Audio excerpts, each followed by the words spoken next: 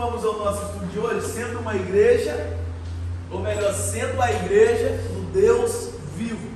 Hoje nós vamos pausar um pouquinho Atos dos Apóstolos e subiu no meu coração este tema que nós temos aqui de um estudo da EBD, Escola Bíblica Dominical, é uma das lições, né, da revista Escola Bíblica Dominical. Nós extraímos então esse estudo com algumas adaptações, mas sendo a igreja do Deus vivo. É o que nós vamos observar hoje, sabendo que essa igreja do Deus vivo é a igreja que vai triunfar. E aí é a igreja pela qual as portas do inferno não poderá contra ela, não vai ter resistência das portas do inferno. Então é essa igreja que nós queremos ser, é essa igreja que nós estamos determinados a ser. E o que nós vamos extrair aqui hoje são algumas dos princípios dessa igreja poderosa, essa igreja de Deus vivo. Então é isso que nós vamos estudar hoje, amém? O grande, ou melhor, grande é esse mistério. Digo, porém, a respeito de Cristo e da igreja, tá? Esse é o versículo que nós pegamos aqui como texto áureo, né? O texto auge daquilo que nós vamos ministrar aqui hoje. Efésios capítulo 5, a letra ficou ali um bocado apagada por causa do efeito, mas tá tudo bem, dá pra gente ir atualizando aqui. Efésios capítulo 5, versículo de número 32, é esse texto. Não é o texto em si que vai nos nortear, mas é o texto auge. Por quê? Principalmente por causa do finalzinho ali. Esse é o apóstolo Paulo falando à igreja, aos irmãos em Éfeso, a igreja que tem a carta, né, aos irmãos em Éfeso, a igreja aos Efésios. Grande é este mistério. Então ele está dando uma ênfase. Que coisa poderosa é esse mistério. E de que mistério que ele está falando? De Cristo e a igreja, desse relacionamento de Cristo e a igreja. Então, sendo a igreja do Deus vivo, e agora nós vamos analisando um pouquinho então sobre essa igreja poderosa. E grande realmente é o mistério de Jesus e a igreja. Amém? Então nós vamos mergulhar. A noiva de Cristo não pode ser mundana. Tá? Primeira coisa que nós já aprendemos aqui é isso. Porque o mundo, Jesus, ele não é desse mundo, né? O próprio Jesus declarou: eu não sou desse mundo, tá? Eu não sou desse mundo. Ele não pertence aos princípios deste mundo. E o mundo aqui, a igreja mundana, nós estamos fazendo uma clara referência às práticas mundanas, tá? Em contradição com as práticas de Cristo. Então o mundo aqui deve ser entendido assim, não o mundo global, né? Não é disso que nós estamos falando da prática mundana. Então, a noiva de Cristo, ela não pode ser mundana, ela deve estar alicerçada nos princípios do reino de Deus. Então, em contradição ou contra as leis do mundo, nós temos as leis do reino de Deus. Então, o que entra aqui que contradiz aqui o mundo, ou seja, o que está oposto ao mundo é o reino de Deus, o que está oposto ao reino de Deus é o mundo. Por isso que a igreja, ela não pode ser o oposto ao reino de Deus, ela não pode ser desse mundo, ela não pode ser mundana, a igreja de Cristo, pois ela é a guardiã da verdade revelada, e as suas vestes devem manter imaculadas para as bodas do Cordeiro. A bodas do Cordeiro aqui fazendo uma referência sobre o encontro com Jesus nas mansões celestiais, onde nós cremos pela palavra de Deus que haverá uma mesa preparada, então chamado esse evento de as bodas do Cordeiro. E a igreja, como uma noiva que vai encontrar com esse noivo, os dos exemplos, né? A igreja, a noiva, nós temos em Mateus capítulo 25, é isso, né? As 10 virgens, Mateus 25, Mateus capítulo de número 25, a dúvida era só o livro, né? O evangelho, porque então são os 4 evangelhos, e são 3 dele muito parecidos, né? Que é Mateus, Marcos e Lucas, eles são muito parecidos. Mas então é essa a referência que faz ligação da igreja como noiva, né? Para nós podermos usar aqui, amém? Então essa noiva que vai encontrar com o Cordeiro vai ter essa mesa especial com Jesus nas mansões celestiais.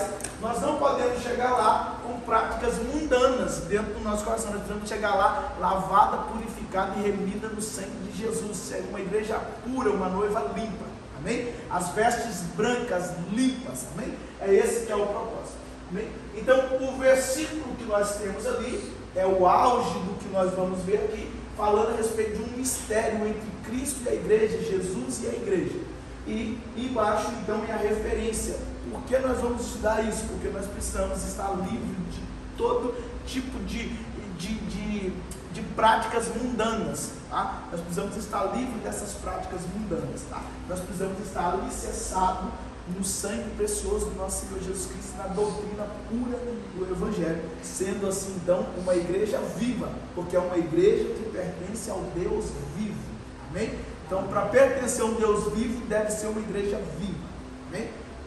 Então é isso que nós vamos mergulhar um pouquinho. Vamos lá, nós temos dois textos que nós vamos ler, né, em paralelo, ou seja, nós vamos ler os dois textos, lemos um, depois lemos o outro, para nós fazermos um apanhado de tudo que vai nos nortear, ou seja, a base bíblica que vai nos dar um norte aqui, são esses dois textos. Primeiro Timóteo, capítulo 3, versículo 14 e versículo 16, tá? Os irmãos, eu queria que todos encontrassem essa parte, depois um irmão lesse especificamente, mas que todos procurassem encontrar-se para acompanhar.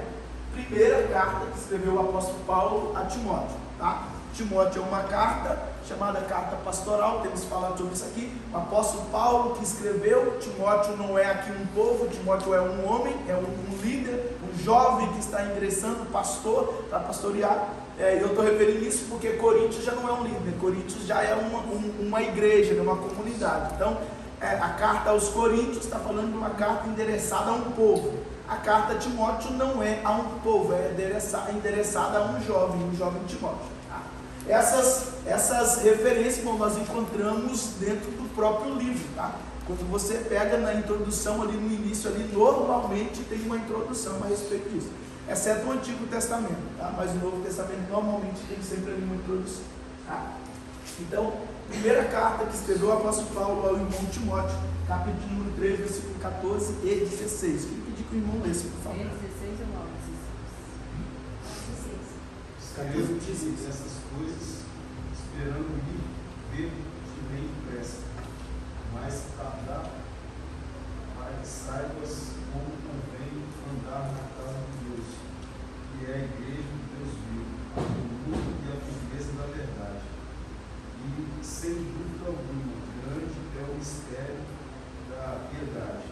Aquele que se manifestou em carne, foi justificado em espírito, visto dos anjos, pregado aos gentios, crido no mundo e recebido acima da glória, na glória. Amém. Glória a Deus. Poderoso esse versículo aí, fazendo como se fizesse um resumo, né, do acontecimento, né, a respeito de Jesus.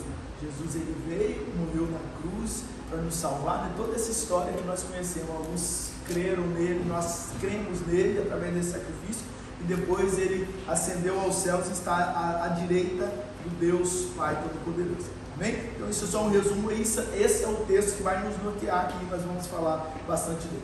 O segundo texto em Efésios, capítulo número 5, versículo 25 a 27, e depois o versículo número 32. Tá? Então, versículo 25 a 27, e depois o verso número 32.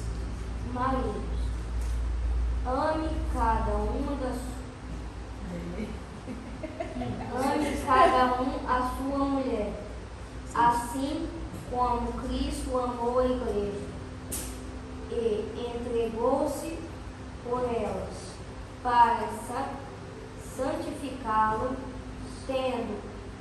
tendo-a purificado pela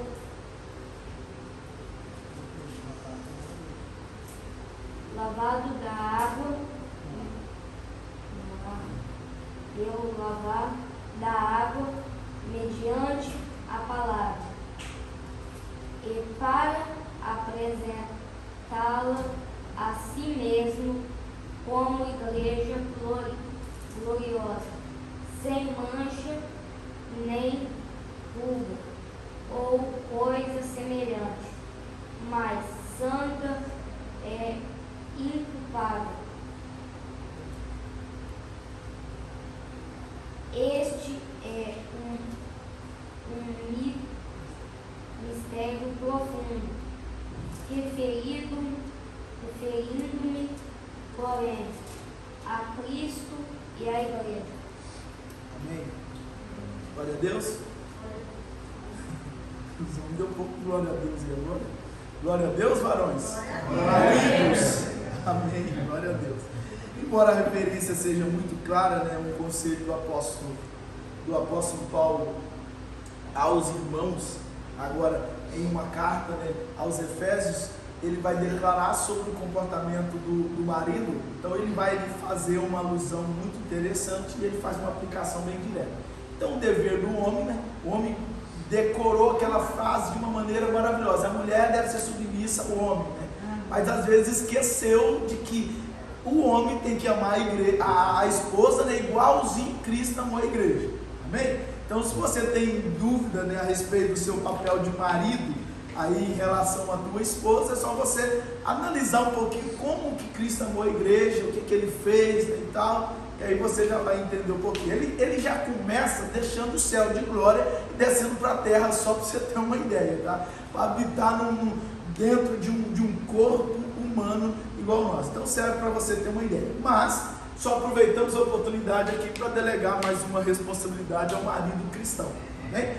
Mas o texto está fazendo claramente uma referência, né? E o que nós queremos extrair aqui é claramente o finalzinho do verso, né? Que o próprio apóstolo Paulo vai declarar: grande é esse mistério. Que mistério é esse? O de amar igual Cristo ama a igreja? Não. Ele está falando, mas eu me refiro a Cristo e à igreja, a esse relacionamento. Então, ele pegou uma deixa, fez uma aplicação, muito bem, mas agora ele está falando: uau, grande esse mistério. É como se ele estivesse usando uma referência para poder ensinar, e de repente, no meio da referência, ele ficasse até maravilhado por estar falando desse grande evento, que é o amor e a relação de Cristo e a igreja. Aí ele faz uma exaltação: uau, grande é esse mistério. Oh, que mistério profundo, né?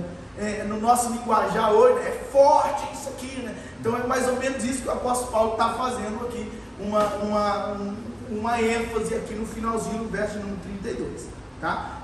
E é esse o ponto, o relacionamento de Cristo e a igreja, que vai nos norteando aqui também e nos aprofundando, para que nós possamos entender literalmente o que nós queremos quando nós dizemos que sendo a igreja do Deus vivo, que é o tema do nosso ensino de hoje. Amém? Então os dois textos são esses dois textos aí, que nós vamos mergulhar um pouquinho. Vamos lá. O efeito, ou os efeitos do mundanismo, né? Mundanismo é nova, né? Do mundanismo, ou seja, as coisas mundanas, né, são percebidos quando a igreja deixa de ser pautada pelos valores da fé cristã. Amém? Seu primeiro sinal do mundaísmo é quando deixa de praticar ou deixa de ser regra os valores da fé cristã. 2 Timóteo, capítulo 3, verso número 1 a 5. Queria pedir para o irmão lesse, por favor. 2 Timóteo 3, 1 a 5. Sabe, porém, isto, que nos últimos dias perigosos tempos sobrevirão, porque haverá homens amantes de si mesmos, avarentos, presunçosos, orgulhosos, blasfemos, de desobediência aos pais e às mães, ingratos e profanos, sem afeto natural, irreconciliável, falso, acusadores, incontinentes, cruéis, inimigos daqueles que são bons, traidores, obstinados, soberbos, mais amantes dos prazeres do que amantes de Deus, tendo aparência de piedade, mas negando o poder dela. Destes afasta-te. Amém? Então, os efeitos do mundanismo são percebidos quando a igreja deixa de ser pautada pelos valores da fé cristã. E aí essa carta aqui, ela é muito interessante, por isso a referência está nela, 2 Timóteo capítulo 3, os versos que nós lemos aqui, porque é uma carta endereçada a um pastor, um jovem pastor que está iniciando o cuidado de uma igreja. E aí ele vai dizendo aqui a respeito de quem ele deve se afastar. Ou seja, as pessoas que praticam as iniquidades, as coisas que são naturais no mundo.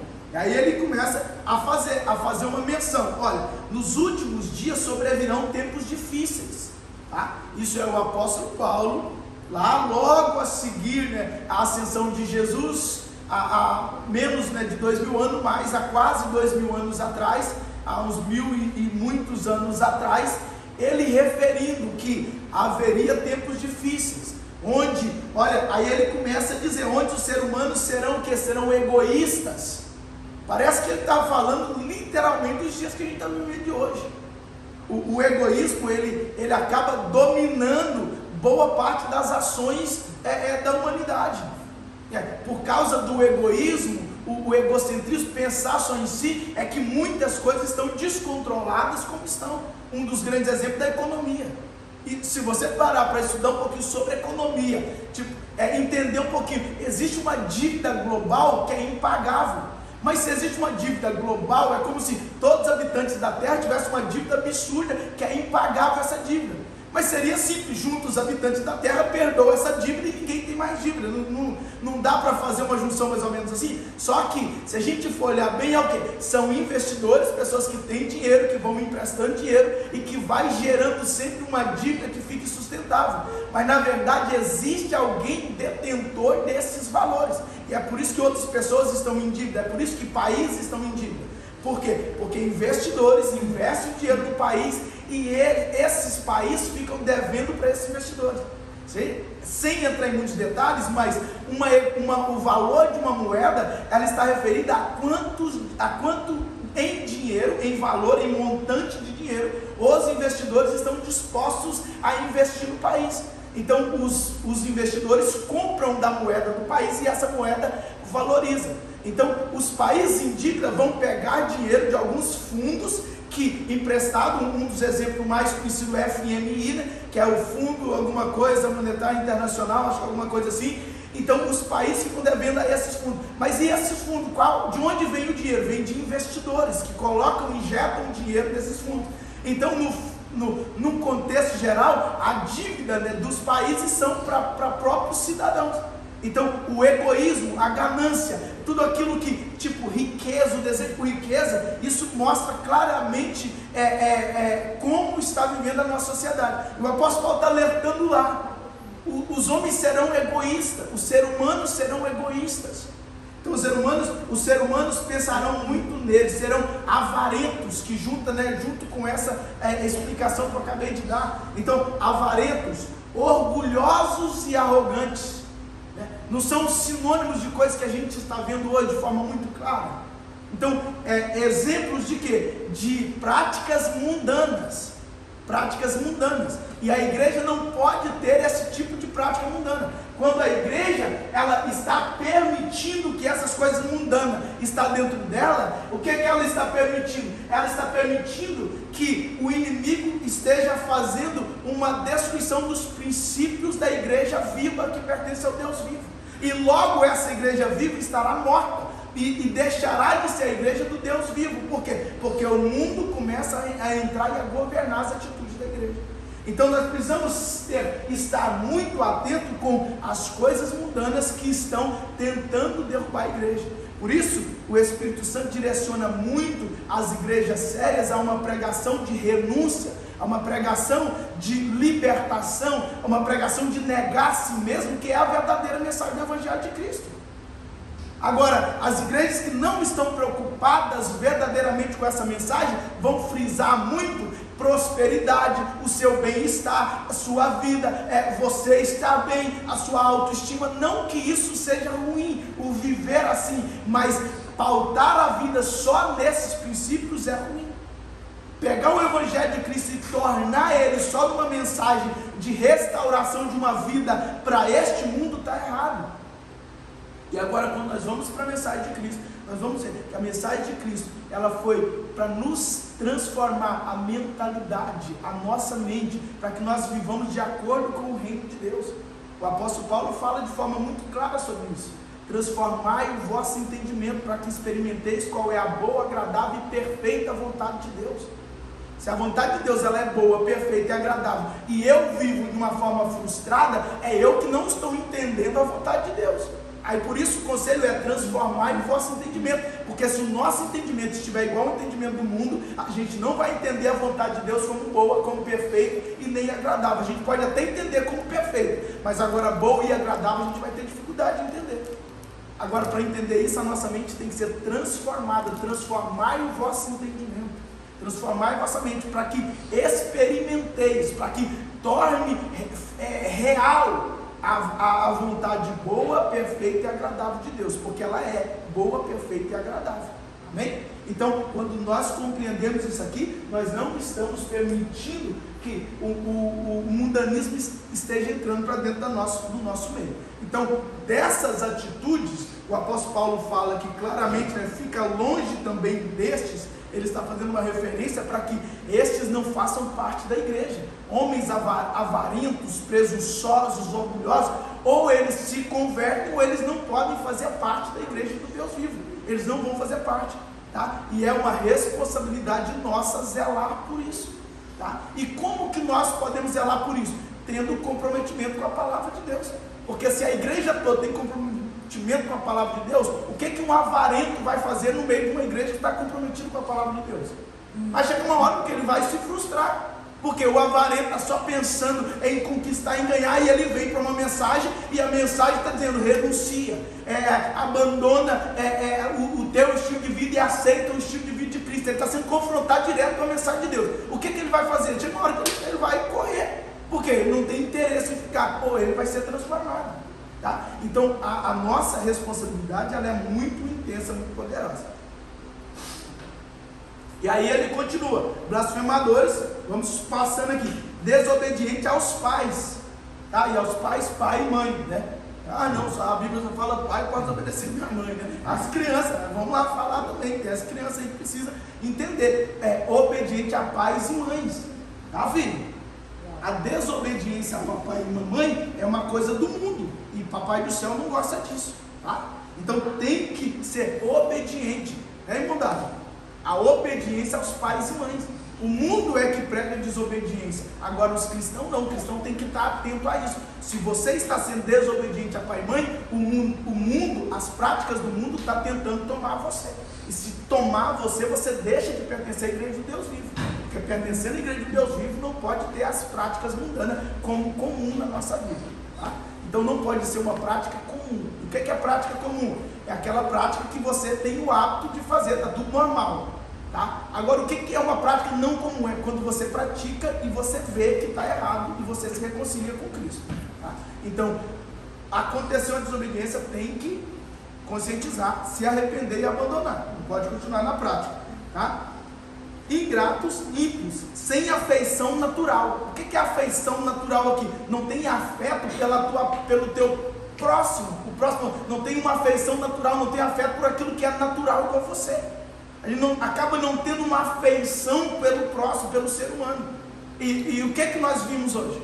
Irmãos, me desculpe se tem alguém aqui, mas desculpe nada, tem que falar a verdade.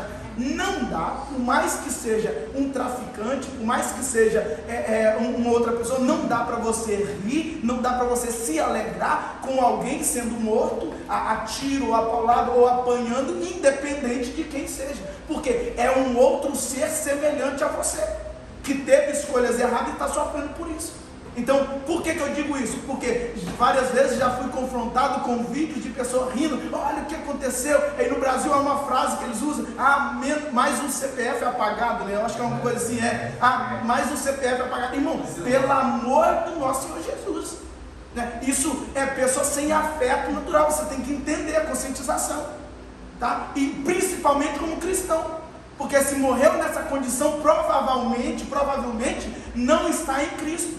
E logo não estando em Cristo é o que? Condenação eterna. E você está se alegrando com uma pessoa que acabou de ser ceifada a vida dele para ir para o inferno. Então é óbvio, irmãos, eu não sou hipócrita. Revolta, atitudes,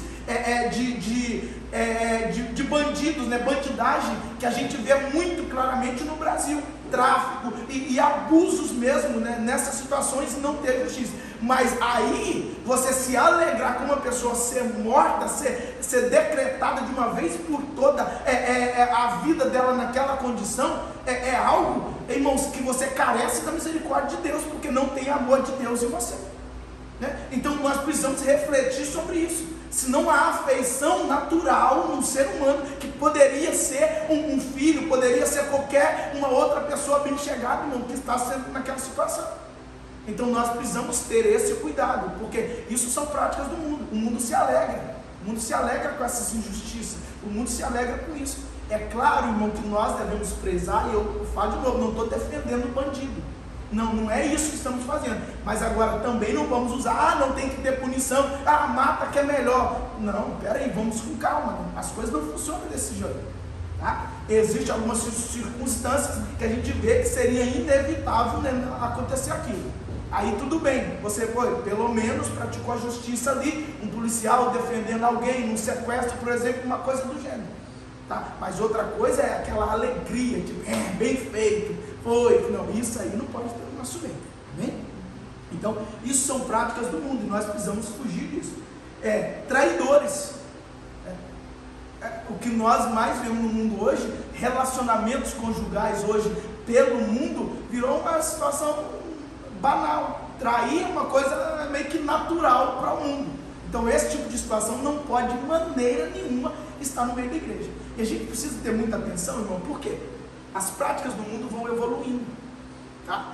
Anteriormente, um tempo atrás, irmãos, se falasse que traiu alguma coisa do gênero, a pessoa ela era exposta, tinha toda uma situação. Hoje não, hoje ficou uma coisa meio que banal, né? É óbvio que isso não é de uma hora para outra, é como se o grau de exigência fosse diminuindo, tá? Cada vez mais pessoas traindo, cada vez mais, aí vai ficando uma coisa normal, banal, e a tendência é cada vez piorar, tá? Lá fora, cada vez piorar. Então nós precisamos ter cuidado que nem levemente isso entre no nosso meio.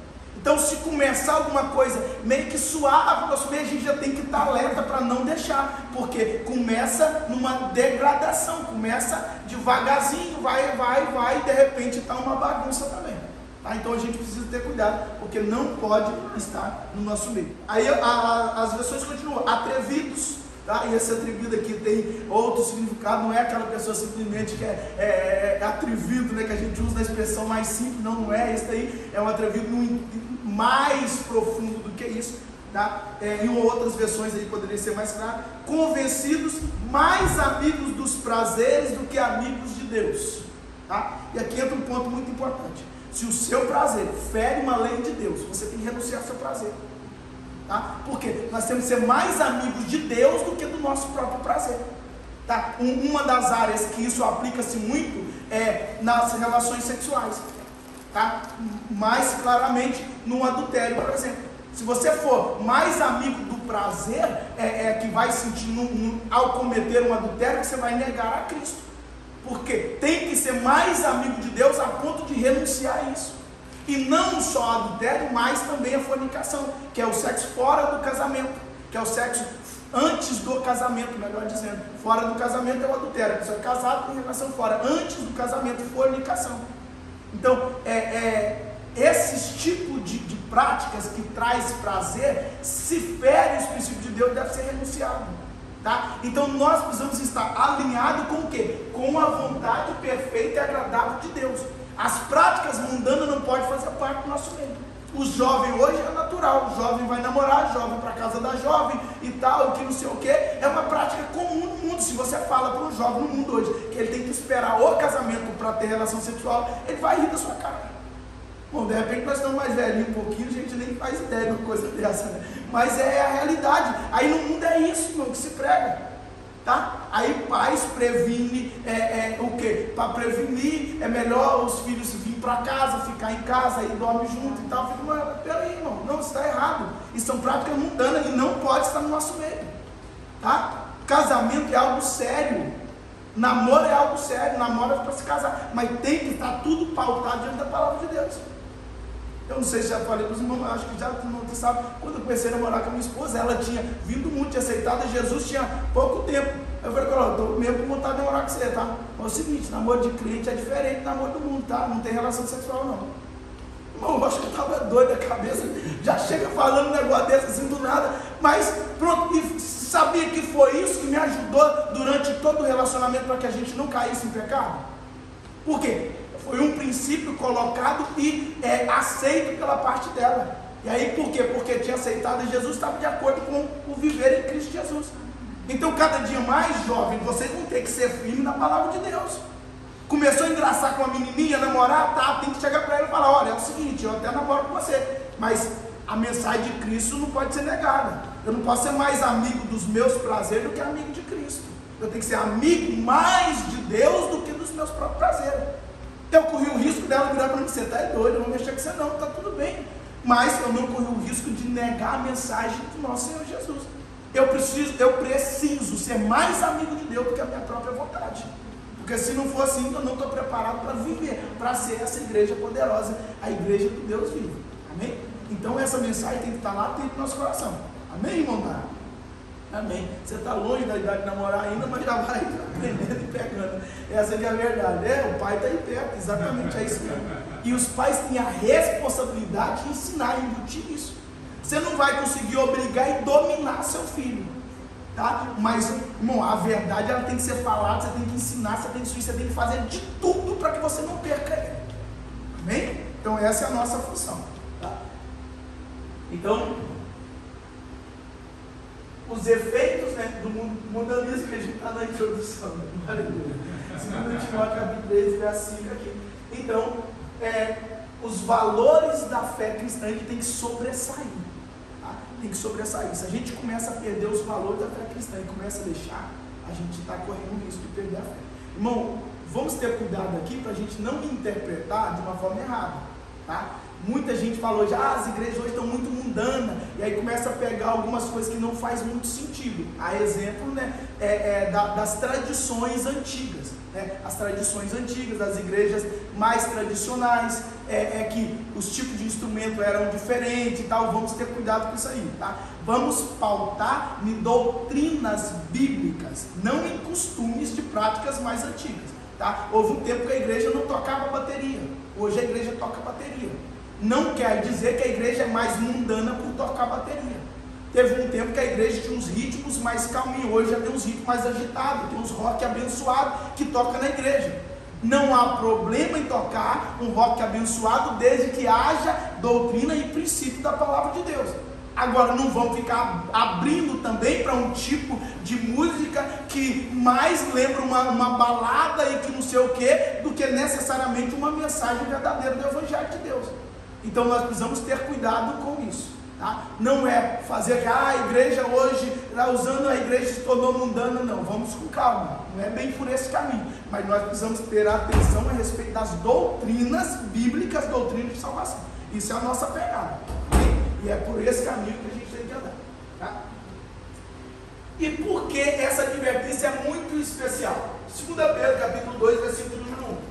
A igreja não está imune às influências nocivas da sociedade, tá? A igreja ainda não está incorruptível, não, tá? Nós ainda podemos sofrer danos de corrupção, ou seja, se perder, se desviar, perder o foco. Vamos lá, alguém lê, por favor, 2 Pedro capítulo 2, verso 1. E também houve entre o povo falso profeta, como entre vós haverá também falsos doutores que introduzirão encobertamente heresias de perdição, e negarão o Senhor que os resgatou, trazendo sobre si mesmo repentina perdição. Amém? Então o que o apóstolo Pedro está tratando aí? Falsos profetas. Tá.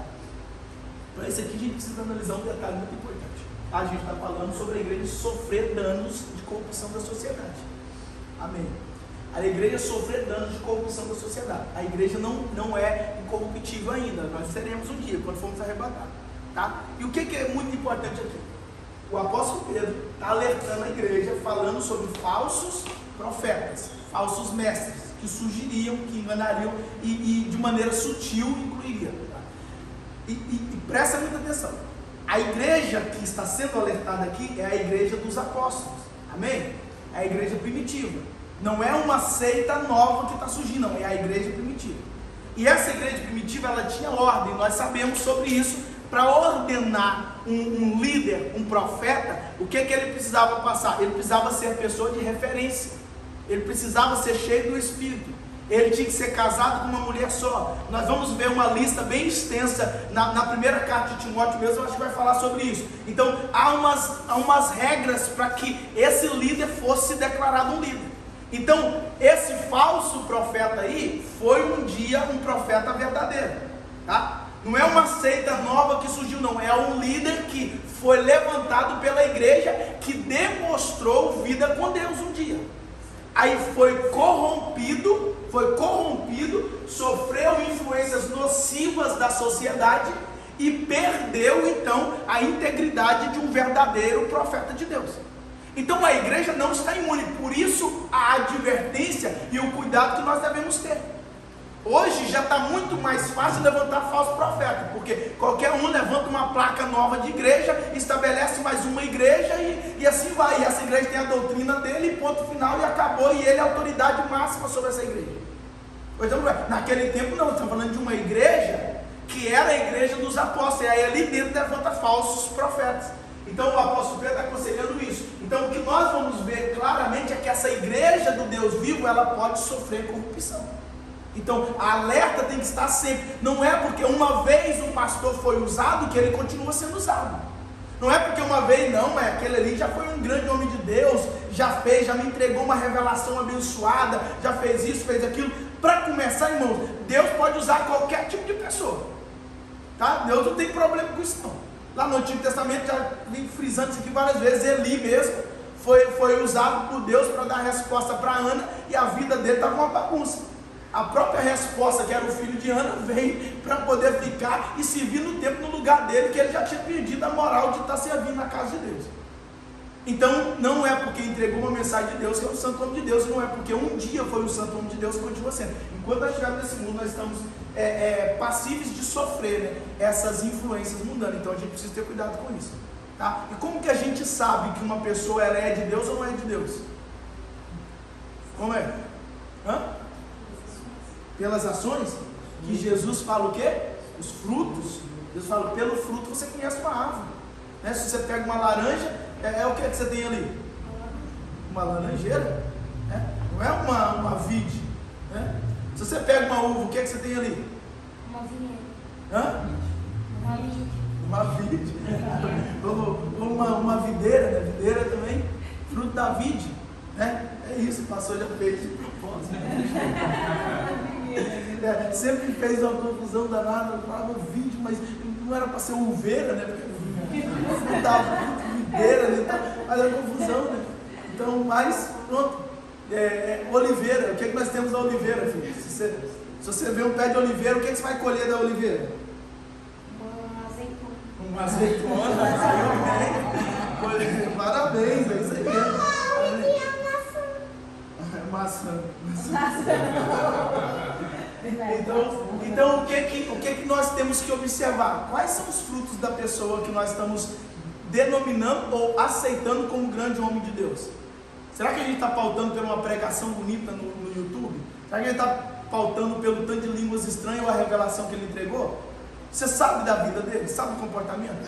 Sabia que a gente gosta mais, a gente entre aspas, mas a igreja sempre abraçou mais os pregadores de fora do que os próprios pastores de igreja? Muitas vezes os pastores não tinham pregação mais aclamada. Muitas vezes irmão torcia a cara quando era pastor local que ia pregar. Se vocês torciam a cara, vocês vão ter que vir pouco no culto. Mas muitas vezes acontecia isso. Nossa, o pastor que vai pregar hoje preferiu o irmão de fora, que é um profeta que vem e tal. Prefere alguém que você não conhece a vida do que alguém que está no altar zelando pela sua vida.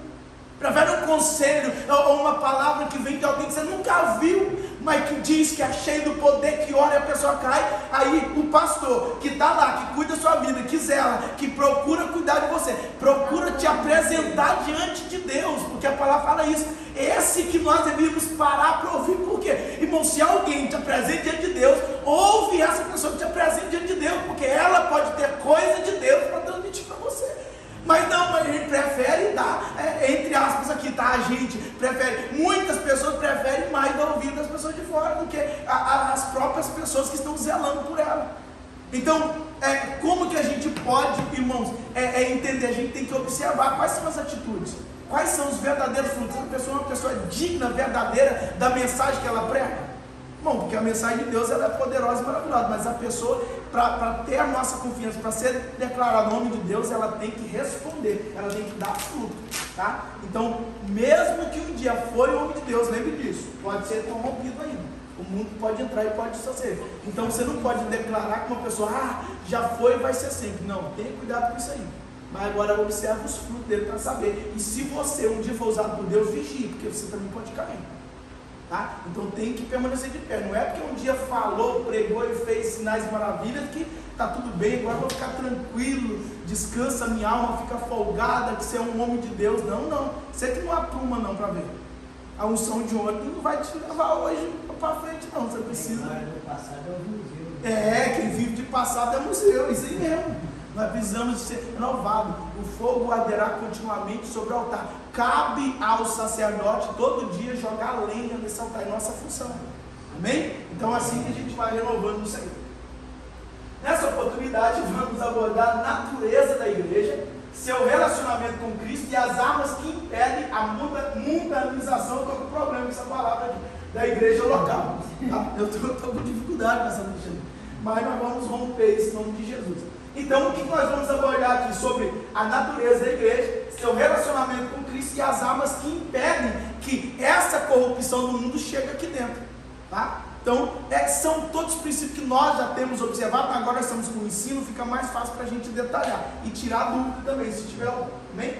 A proposta é chamar a atenção para o papel da igreja do Deus vivo, como coluna e firmeza da verdade, tá? Em 1 Timóteo, capítulo 3, versículo de número 15. Quem quiser dar uma lida aí para a gente vai ser bênção. Mas se eu demorar, você saberá como devemos proceder na casa de Deus, que é a igreja do Deus vivo, coluna e fundamento da verdade. Amém. Glória a Deus. Então, essa a igreja poderosa de Deus. A proposta é chamar a nossa atenção para o papel dessa igreja de Deus vivo. Amém? Então hoje foi um esquenta, né? Para a gente já estar na próxima semana. Amém?